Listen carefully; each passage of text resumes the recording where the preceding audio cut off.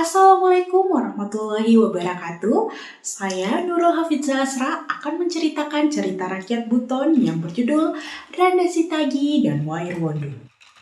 Pada suatu hari, hiduplah pangeran di kerajaan Buton yang bernama Randa Sitagi. Di dalam tidurnya, ia bermimpi sedang berjalan di atas lautan es yang sunyi dan dingin. Tak lama, terdengar suara lembut wanita berkata, "Randa Sitagi, kemarilah." Randa Sitagi yang terkejut lalu bertanya, "Siapa kau?" "Aku, Wairi Wondu, putri dari kerajaan bawah laut. Kau harus menemukanku, Randa Sitagi." Randa Sitagi lalu terbangun dari tidurnya. Ia lalu segera menghampiri raja dan menceritakan mimpi tersebut. Raja lalu memerintahkan ahli nujum untuk menerawang mimpi anaknya. "Paduka, mimpi ini adalah panggilan takdir. Lautan es adalah ujian keberanian dan wanita bernama Wairi Wondu adalah kunci menyelamatkan negeri ini dari kehancuran." Raja lalu mengangguk dan memandangi Randa Sitagi. "Jika ini takdirmu, pergilah anakku, temukan Wairi Wondu dan bawa kejayaan untuk kerajaan ini." Randa Sitagi bersiap untuk melakukan perjalanan. Ia mengenakan baju zirah sederhana dan membawa perbekalan berupa ketupat, telur, dan senjata tradisional. Randa Sitagi dan para pengikutnya mengarungi lautan luas dengan menggunakan kapal besar. Layarnya terkibas dengan angin kencang, ombak pun tak henti menghantam lambung kapal dengan liar. Di tengah perjalanan, mereka menghadapi badai. Udara dingin menusuk kulit dan hujan es mulai turun lebat. Satu persatu prajuritnya tumbang karena tidak mampu melawan dingin. Dan sebelum Randa Sitagi ikut kehilangan kesadaran, ia pun berkata, "Apakah ini akhir takdirku?" Di sisi lain, Wairi Wondu sedang memandang jauh ke arah lautan. Cahaya petir menyinari siluet kapal besar yang terombang-ambing di tengah amukan badai. Ia segera memerintahkan pengawalnya untuk menghampiri dan menolong kapal tersebut dan dibawa ke istananya. Randa Sitagi terbangun di istana yang megah dengan ornamen dinding kristal berkilauan. Alangkah terkejutnya ia melihat putri kerajaan tersebut sama seperti putri yang berada dalam mimpinya. Ia lalu menemui raja dan menceritakan maksud kedatangannya. Raja pun berkata, "Randa Sitagi, kau telah melewati ujian yang berat. Jika benar putriku adalah takdirmu, kau harus bersumpah melindunginya seumur hidupmu." Randa Sitagi menatap Wairi Wondu dan menyanggupi hal tersebut. Hari bahagia mereka pun akan segera tiba.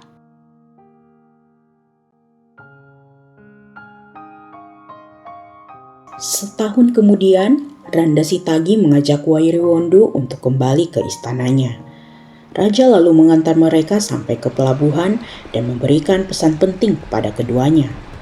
"Kalian berdua harus ingat, jika di perjalanan kalian menemukan buah-buahan yang sangat lezat, janganlah kalian mengambilnya sebab itu milik Wakinamboro raksasa yang amat jahat."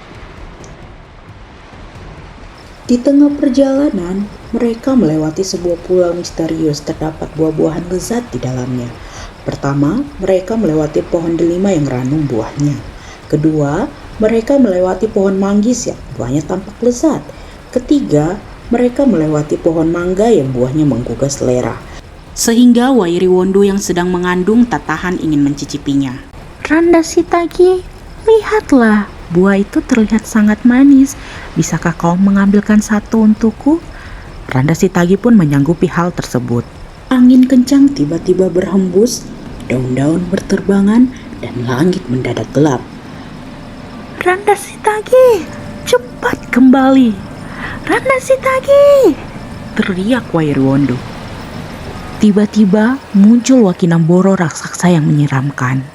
"Hei, kau telah mencuri buah manggaku. Sebagai gantinya kau harus mencari kutuku." Wairi Wondu yang ketakutan menyanggupi dan dibuat terkejut.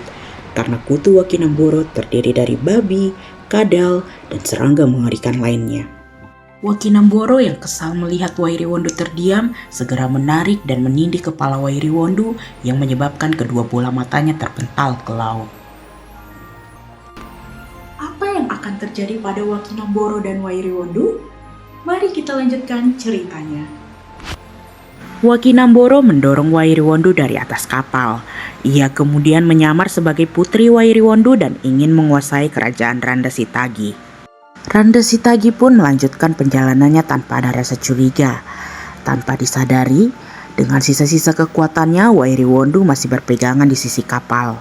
Pada saat kapal tiba di wilayah kerajaan, mereka disambut dengan meriah oleh rakyat dan dijemput menggunakan kereta emas. Tetapi di tengah perjalanan kereta tersebut patah karena tidak mampu menahan beban, sehingga digantikan menggunakan kereta besi. Kereta besi yang ditumpangi kembali patah dan terakhir digantikan dengan kereta baja. Tanpa disadari, di sepanjang perjalanan tercium bau busuk yang amat menyengat dan dicium oleh seluruh rakyat kerajaan. Di dimensi lain, ketika kapal telah sandar di Pulau Buton, Wairiwondu merangkak ke semak belukar dan dianugerahi seorang anak yang bernama Randakasya. Randakasya tumbuh menjadi anak yang sehat. Di sampingnya, seekor ayam ajaib selalu setia mengikutinya, tak pernah terpisah seperti bayangan dan cahaya.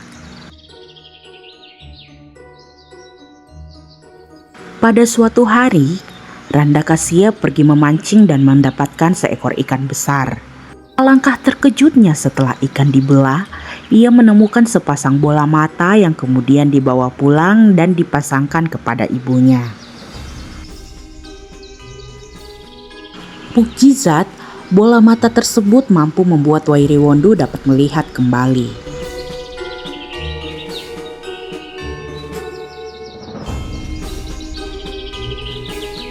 Suatu ketika, Randakasya meminta izin untuk pergi menyabung ayamnya di pasar. Sebelum ayam ajaib disabung, ayam tersebut berkokok dengan gagah. Kukuruku, papaku Wairiwondu hidaku Randa Sitagi. Kabar kehebatan ayam ajaib tersebut tersiar sampai ke istana. Randa Sitagi kemudian memerintahkan pengawalnya untuk memanggil Randakasya dan ayam ajaibnya untuk bertarung. Kita akan bertarung. Jika saya kalah, kerajaan ini akan menjadi milikmu. Tetapi jika saya menang, kau akan menjadi budakku selamanya. Kukuru!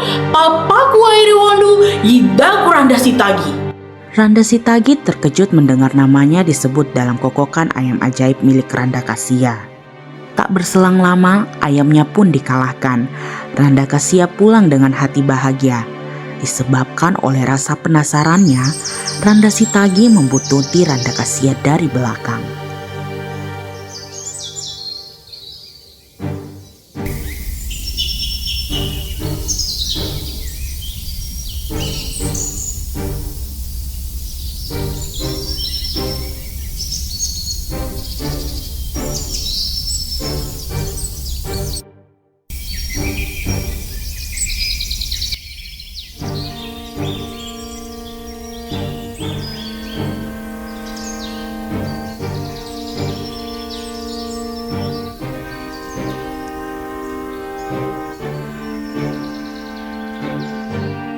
Sekali lagi Randa Sitagi dibuat terkejut.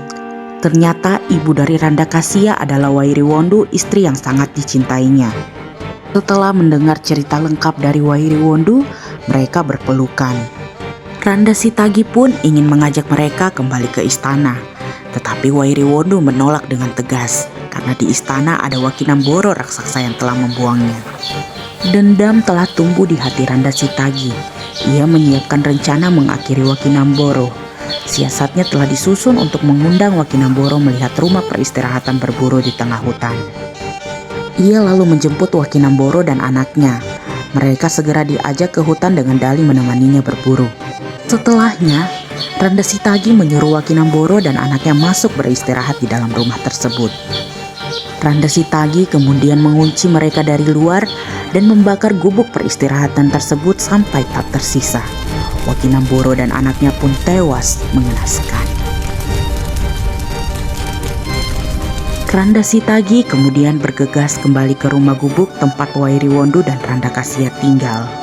Dengan perasaan bersalah ia berkata, Maafkan diriku datang terlambat. Ayolah permaisuri dan anakku, kita kembali ke istana tempat seharusnya kalian berada. Mereka lalu kembali ke istana disambut dengan sukacita oleh rakyat dan keluarga kerajaan. Akhirnya mereka pun hidup bahagia selamanya.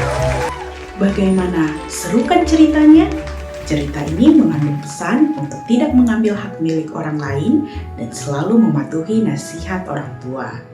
Di tengah perkembangan teknologi dan kehidupan modern, sikap menghargai hak milik orang lain seperti tidak mencuri karya digital, tidak menyebarkan hoaks, dan tidak merugikan orang lain demi kepentingan pribadi sangat penting untuk menjaga keharmonisan sosial. Selain itu, nasihat orang tua yang didasarkan pada nilai luhur dan pengalaman hidup seringkali menjadi pegangan moral untuk menghadapi tantangan zaman, seperti tekanan pergaulan, krisis identitas, dan juga pilihan hidup yang kompleks. Pesan moral dari cerita ini mengajarkan bahwa nilai-nilai tradisional tetap menjadi pedoman penting meskipun zaman terus berubah. Selain cerita Randa Sitagi dan Wairwondo, di Pulau Buton masih memiliki banyak cerita rakyat yang mengandung pesan moral dan dapat dijadikan pelajaran hidup. Oleh karena itu, mari nantikan cerita rakyat Buton selanjutnya dan ayo kunjungi Pulau Buton guna lebih memahami kebudayaan serta tradisi yang dimilikinya. Sekian dari saya. Wassalamualaikum warahmatullahi wabarakatuh.